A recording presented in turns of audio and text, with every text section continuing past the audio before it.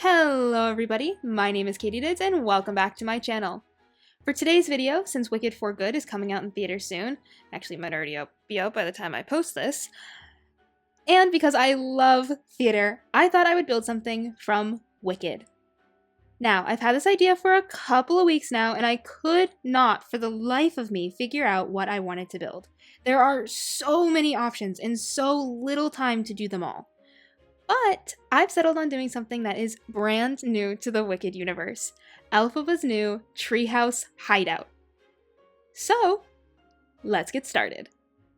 As I get a layout going here, I wanted to talk a little bit about my reason behind doing this build instead of something from the stage musical. And really it all boils down to the fact that I wanted to do something a little bit more original. Places in the musical like the Emerald City or Shiz were way too overdone.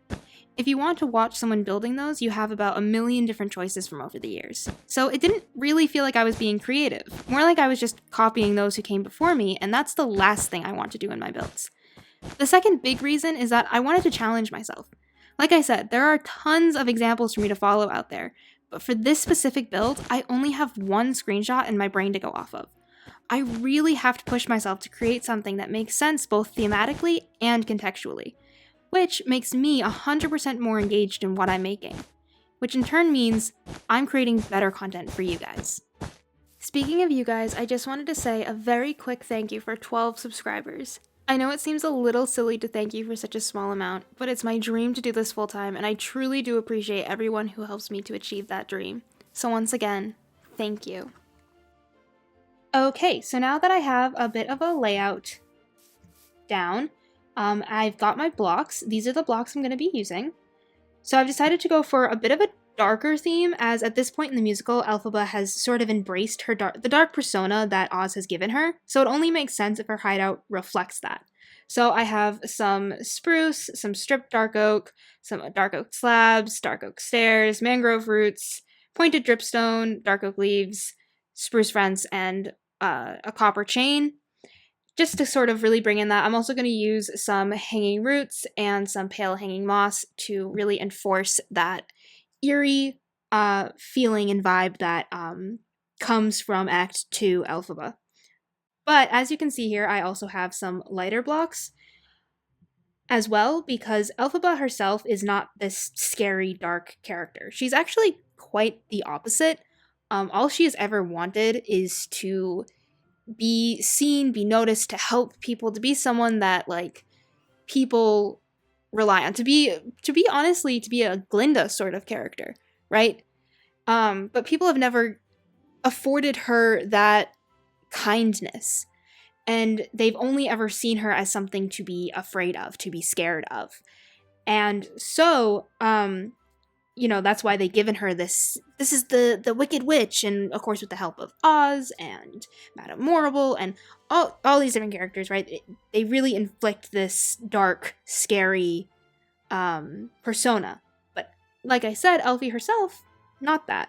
So I have some stripped oak, some oak planks, a lantern, amethysts, some glowberries, and I'm gonna fill in a lot of that with decorations, but those will come later. I haven't quite boiled down what I want to do for the decorations, so that will come later in the video.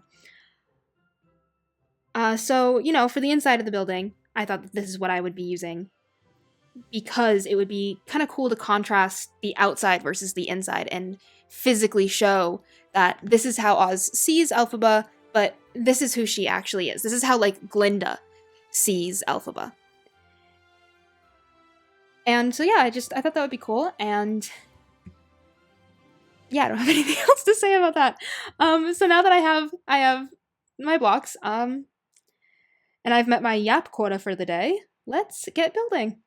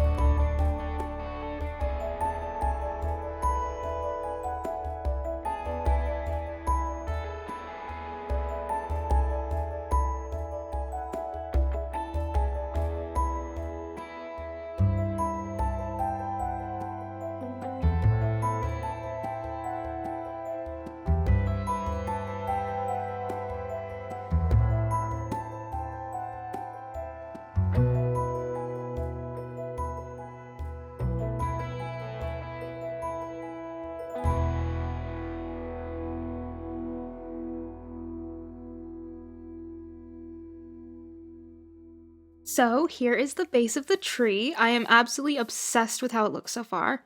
All there really is left for me to do is to finish the outside and start decorating the inside. So I'm going to go do that and I will be right back.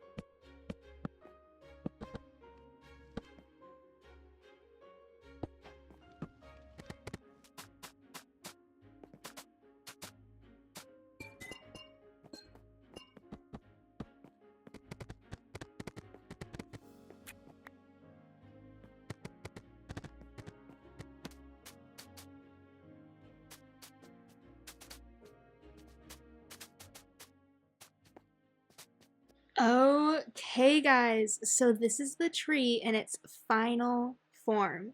I genuinely think it looks so cool, and I am super proud of myself. This is the first big tree I've really built in Minecraft, and of course, there's room for improvement. I mean, I could tell you about a billion places where I could have done something better, or I could have chosen a different block, but for a first try, I'm pretty proud of myself. Now, I know you guys want to see the inside, so I'm going to do a quick tour, but before I do that, I just want to quickly show you what I've done on the outside. So I created this little path, which also, because it's Wicked themed and Wicked also ties into the Wizard of Oz, I wanted to put a little bit of a very basic yellow brick road. There, it's just gold blocks. It is just gold blocks. There's nothing to it. But, you know, I wanted to kind of tie that in to give you this is truly a Wicked build. This is brand new, and I wanted to tie that in. There's nothing else to it. It's just I wanted that. So I also have this path here. It's not a great path, but it's a path going around the build, leading over to this area over here. Just, you know, to kind of immerse yourself within what I have built. The tree itself has some pale moss and some tuff going around it, and some dripstone, as well as some glowberries just sprinkled throughout it. And these trees, I've kind of just done this to have, you know, the taiga floor, and we have a mix of dark oak, spruce, and acacia trees, and some more dripstone sprinkled around, just to kind of give it that sharp look. This is supposed to be sort of a creepier forest. It's not something that people maybe want to travel into. So, while it's difficult to do in Minecraft, there are things that you can do to give it that edge, which, you know, would be sharp features, something that's a little bit darker, something a little bit more grungy. And yeah, that's what I did. So yeah, let's go inside. Okay, so the inside, first of all, you enter through this big hole. I figured this is something that Elphaba could, like, fly into. I think she does actually have something like that in the actual movie. And before I show the inside, I do want to say that this is an interpretation of what I think this tree might look like. I am going off of one screenshot from a trailer and my own brain. I don't have any clue what is going on here, and even then, I'm kind of going at this from a theater perspective, and in theater, things aren't exact replicas, right? Each stage, each set design is different. And so they'll take stuff from one show and then take stuff from another show, and they'll mash it together, and this is now this person's own thing. So this is my interpretation of what I saw and what I perceive to be this tree.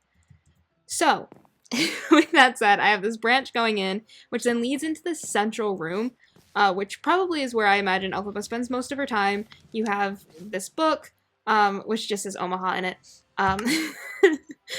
and you have a brewing stand, a little table, some barrels as little cabinets. You have a fire, a cauldron. you know, all those typical things that you might have, like witchy stuff. But then there's also this trapdoor down here.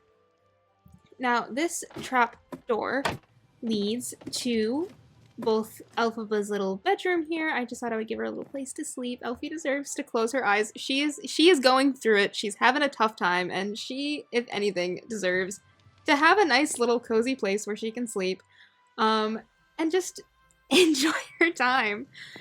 Down here, though, we have where she keeps the grimoire. Now, I believe in the movie, from what I saw, I would imagine she keeps it in that central room, that it's probably just one room, if not a room that then attaches to maybe another room on a different branch. But I thought it would be cool, at least in Minecraft, to come down into the base of the tree and have the grimoire be stored in this bottom sort of secret hidden layer. So I'm using an enchanting table as the grimoire. It fit. Listen, this is the perfect game. the perfect thing I could use in this game. Because look at it. This looks like this is a magical book. There's nothing better I probably could have used. Now, I don't know if you've noticed, but I do have another trapdoor. And this trapdoor is something that I added. I don't actually know. I don't think this is in the movie at all, but it was a cool idea that I thought, you know what if there was a secret passage under the tree, so when Fiero or whoever needs to come visit Elphaba. I was thinking Glinda coming in here, but comes to visit Elphaba. There is a secret passage. So this is just something that I came up with on my own. I have a secret little passage that goes under the floor, goes through this little secret passage, up through here in this hidden little hole, and comes out. See, it's like you cannot see it. Well, I mean, you can, but like, if you're not really looking for it, and comes out right up next to the tree. And over here, like, if you're just running past, you would not even, like, you're just like, oh, okay, that's just a cave, whatever, it's not a big deal, and run straight past. So it's just a little secret hidden tunnel where Fiero can come and visit Elfie. Or, you know, even better, Glinda can come and visit Elfie, because I love my girly pops. Yeah. Okay, guys, so that is going to be all for today's video. I really hope you enjoyed this. I know I certainly enjoyed building it, and once again, I am super proud of myself for tackling a tree. Like I said, there are things that I can improve on, but I am so incredibly proud of myself for tackling this build. It was super hard. It genuinely took me like a few days, to be honest, to really nail it, to just be what it is now.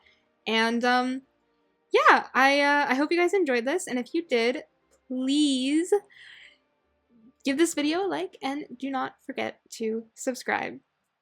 Bye!